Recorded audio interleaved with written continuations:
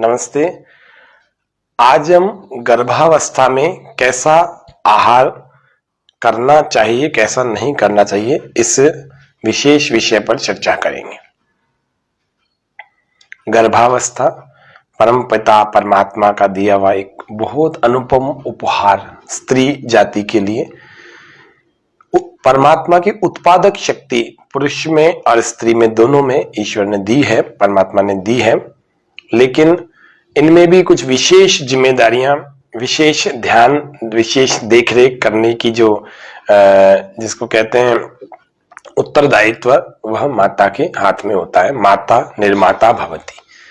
अब निर्माण के ये जो 270 दिन गर्भावस्था के, ये जो 9 महीने हैं, इनमें हमें कैसा आहार, कैसा विहार रखना चाहिए, क्या हमें खाना है और क्या नहीं खाना, उसी विषय को आज हम देख रहे हैं। आप ध्यान से आज के कार्यक्रम को पूरा आखिर तक सुनिए, जानिए, और गर्भकाल में क्या खाना क्या नहीं खाना चाहिए उसको अगर जानेंगे तो 9 महीने तक गर्भकाल में पूरी तरह से आपका मतलब प्रेगनेंसी, सेफ प्रेगनेंसी रहेगी और फिर सेफ ही डिलीवरी भी होगी।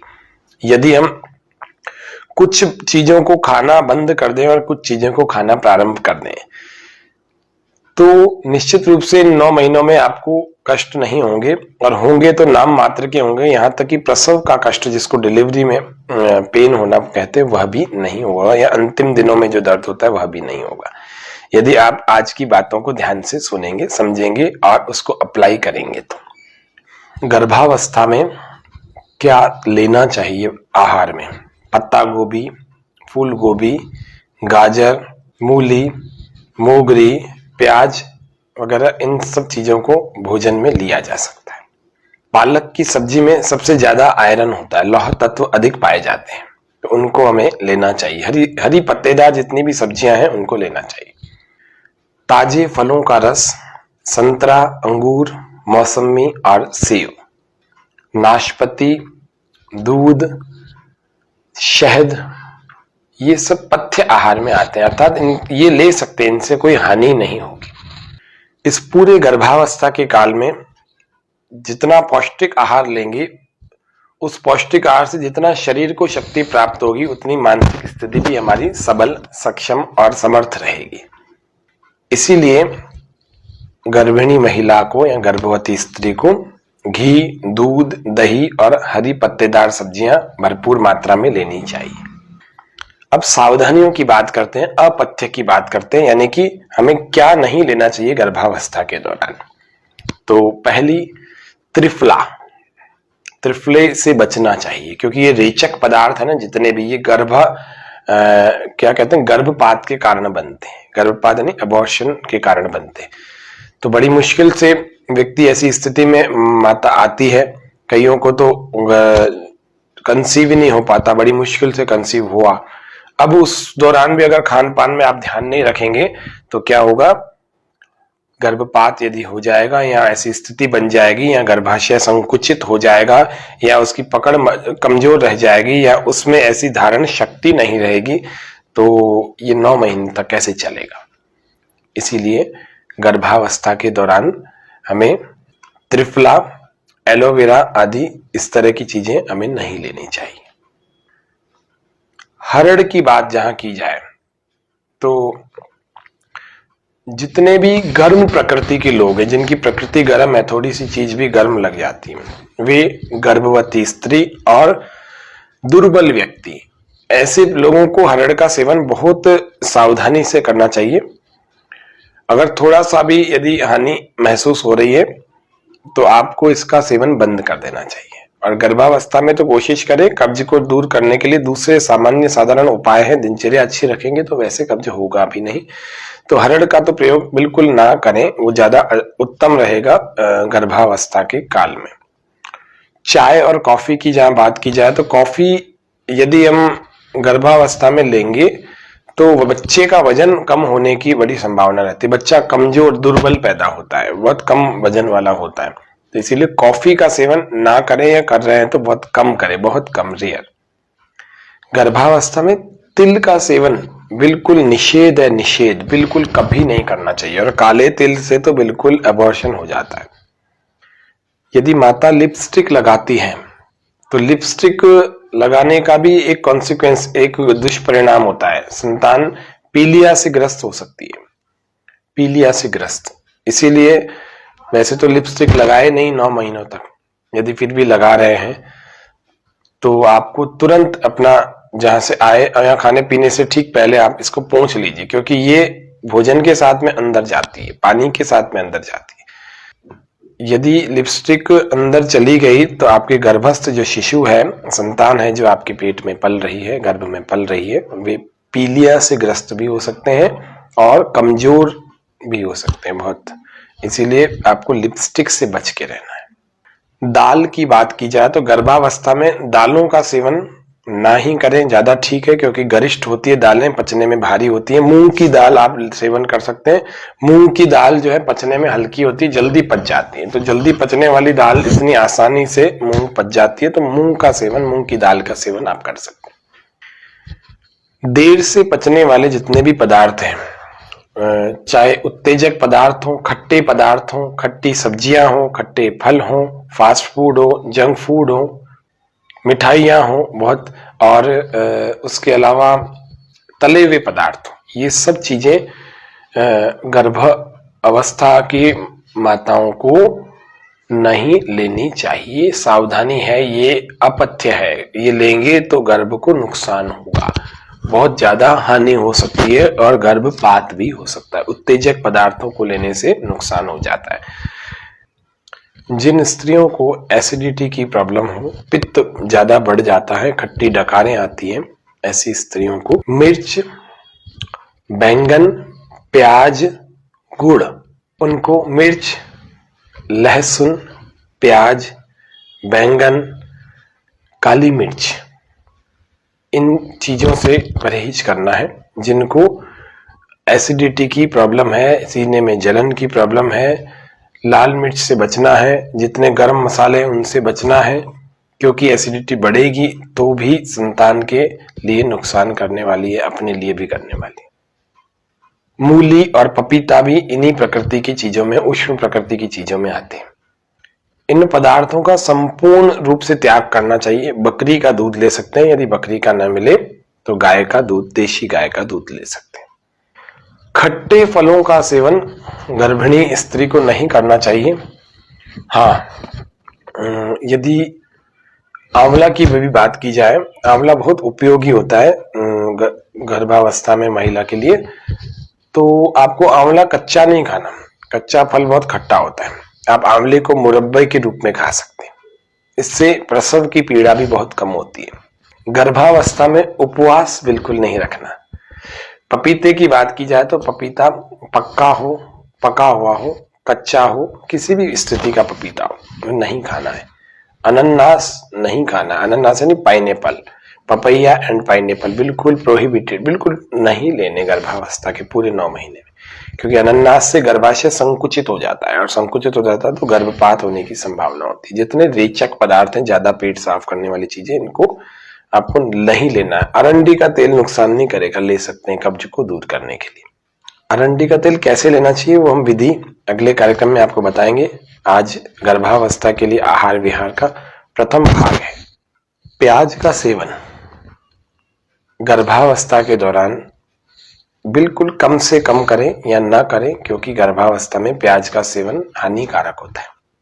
ऐसी गर्भवती माताएं जिनके गर्भ में एक महीने की संतान हो अथवा आगे कितने भी हो, किसी भी अवस्था में एलोवेरा का सेवन नहीं करना चाहिए।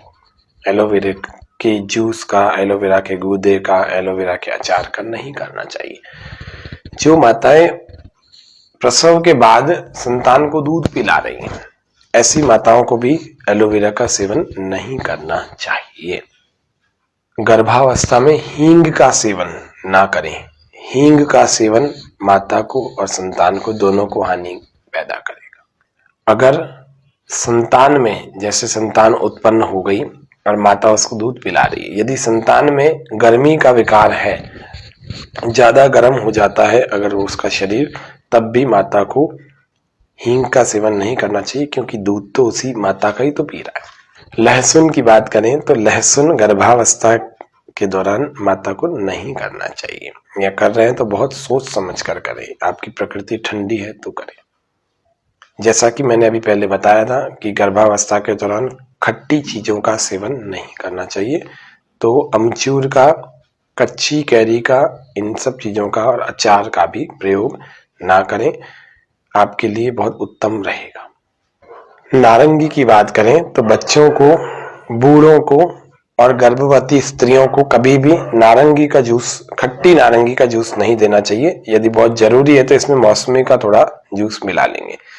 तो ये कुछ हमने गर्भावस्था के दौरान पथ्य और अपथ्य कैसा हमारा होना चाहिए, माता का गर्भावस्था जिसकी चल रही है, ऐसी माता का, ऐसी महिला का, ऐसी स्त्री का कैसा आहार विहार होना चाहिए, जिससे कि उसके 9 महीने बिना किसी कष्ट के ठीक प्रकार से चलते रहे, गर्भस्थ शिशु की सुरक्षा भी होती रहे, उसका विकास भी होता रहे और किसी प्रकार की कोई समस्या दोनों को ना हो। गर्भावस्था के अन्य बातों को, अन्य और भी कई सारी बातें हैं, उनको हम अगले कार्यक्रम में जानेंगे।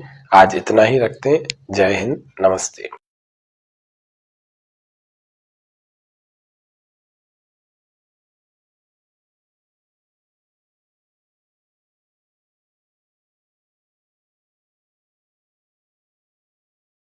नमस्ते।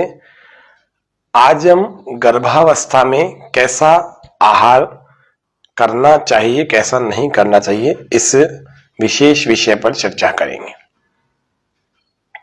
गर्भावस्था परम पिता परमात्मा का दिया हुआ एक बहुत अनुपम उपहार स्त्री जाति के लिए। परमात्मा की उत्पादक शक्ति पुरुष में और स्त्री में, दोनों में ईश्वर ने दी है, परमात्मा ने दी है, लेकिन इनमें भी कुछ विशेष जिम्मेदारियां, विशेष ध्यान, विशेष देखरेख करने की जो जिसको कहते हैं उत्तरदायित्व, वह माता के हाथ में होता है। माता निर्माता भवती।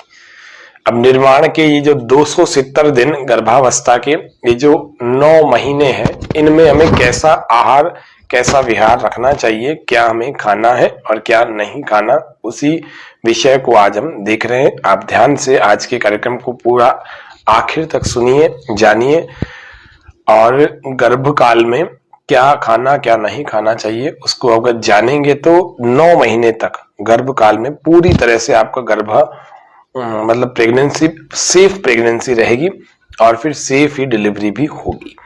यदि हम कुछ चीजों को खाना बंद कर दें और कुछ चीजों को खाना प्रारंभ कर दें तो निश्चित रूप से 9 महीनों में आपको कष्ट नहीं होंगे, और होंगे तो नाम मात्र के होंगे। यहाँ तक कि प्रसव का कष्ट, जिसको डिलीवरी में पेन होना कहते हैं, वह भी नहीं होगा, या अंतिम दिनों में जो दर्द होता है वह भी नहीं होगा, यदि आप आज की बातों को ध्यान से सुनेंगे, समझेंगे और उसको अप्लाई करेंगे। तो गर्भावस्था में क्या लेना चाहिए आहार में?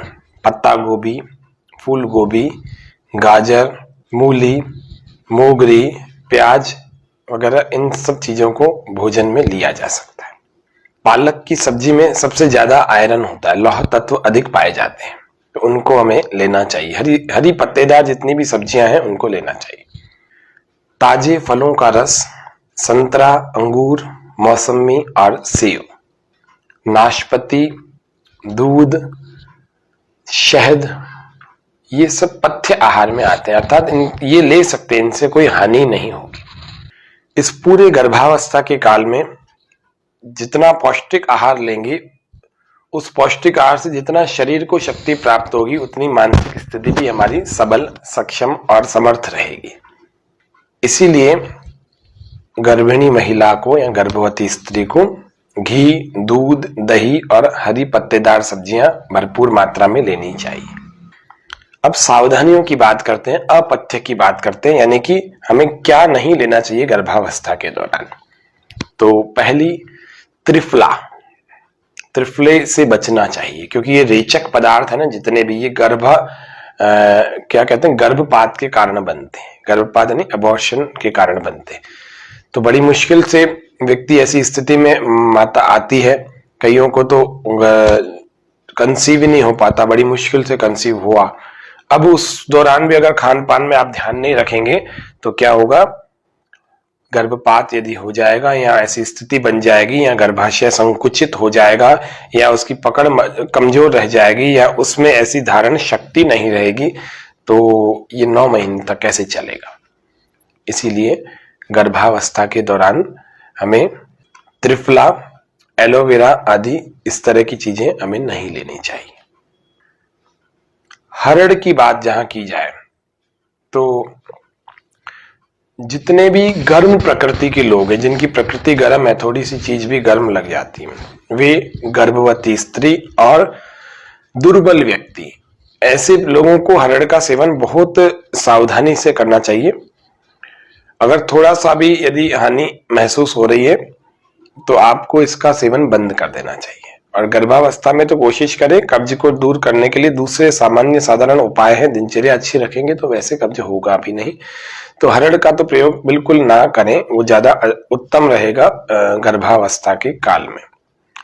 चाय और कॉफी की जहां बात की जाए तो कॉफी यदि हम गर्भावस्था में लेंगे तो बच्चे का वजन कम होने की बड़ी संभावना रहती है। बच्चा कमजोर दुर्बल पैदा होता है, बहुत कम वजन वाला होता है, तो इसीलिए कॉफी का सेवन ना करें या कर रहे हैं तो बहुत कम करें, बहुत कम, रेयर।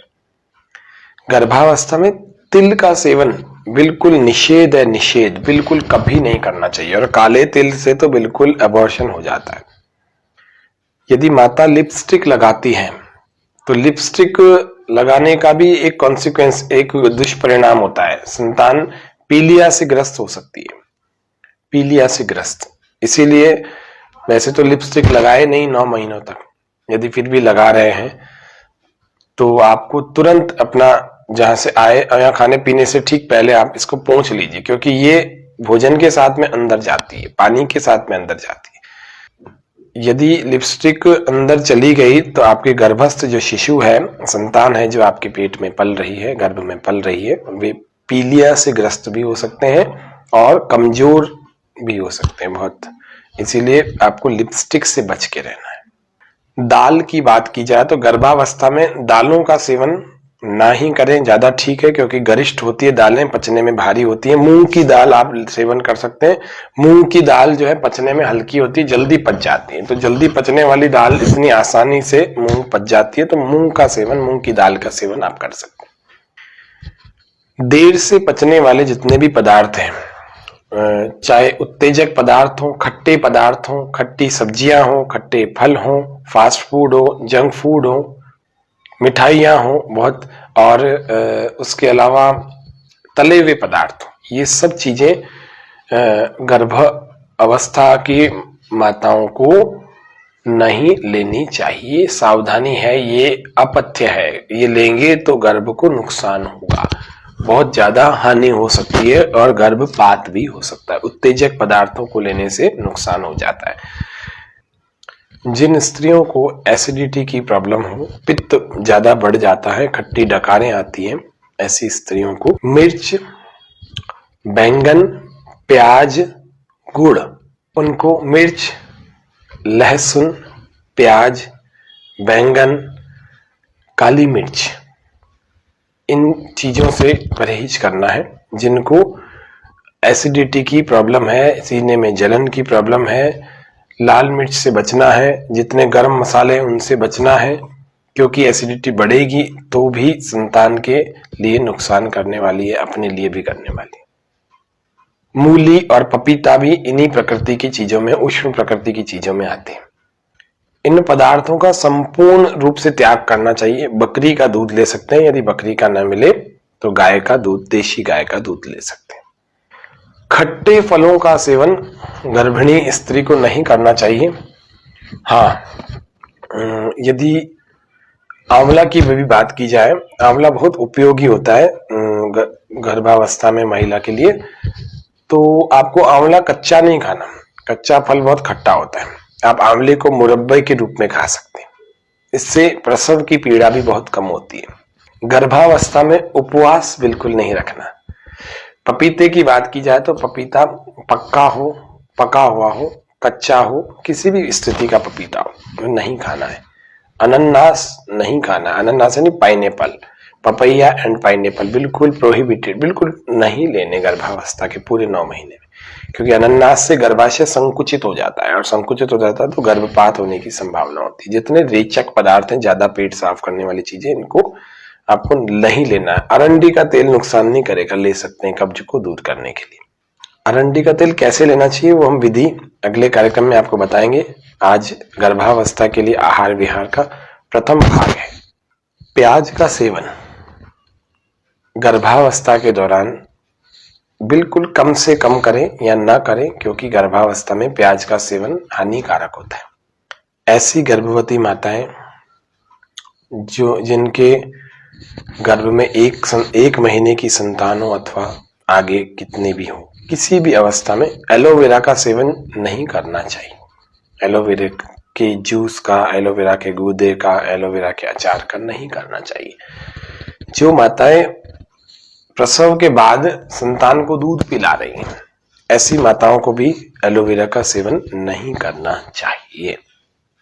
गर्भावस्था में हींग का सेवन ना करें। हींग का सेवन माता को और संतान को दोनों को हानि पैदा करेगा। अगर संतान में, जैसे संतान उत्पन्न हो गई और माता उसको दूध पिला रही है, यदि संतान में गर्मी का विकार है, ज्यादा गर्म हो जाता है अगर उसका शरीर, तब भी माता को हींग का सेवन नहीं करना चाहिए, क्योंकि दूध तो उसी माता का ही तो पी रहा है। लहसुन की बात करें तो लहसुन गर्भावस्था के दौरान माता को नहीं करना चाहिए, या कर रहे हैं तो बहुत सोच समझ कर करें। आपकी प्रकृति ठंडी है तो करें। जैसा कि मैंने अभी पहले बताया था कि गर्भावस्था के दौरान खट्टी चीजों का सेवन नहीं करना चाहिए, तो अमचूर का, कच्ची कैरी का, इन सब चीजों का और अचार का भी प्रयोग ना करें, आपके लिए बहुत उत्तम रहेगा। नारंगी की बात करें तो बच्चों को, बूढ़ों को और गर्भवती स्त्रियों को कभी भी नारंगी का जूस, खट्टी नारंगी का जूस नहीं देना चाहिए। यदि बहुत जरूरी है तो इसमें मौसमी का थोड़ा जूस मिला लेंगे।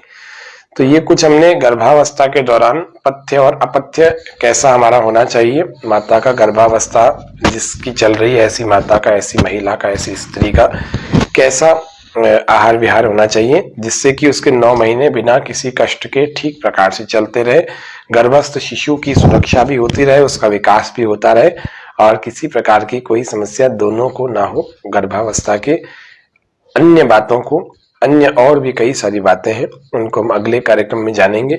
आज इतना ही रखते हैं। जय हिंद, नमस्ते।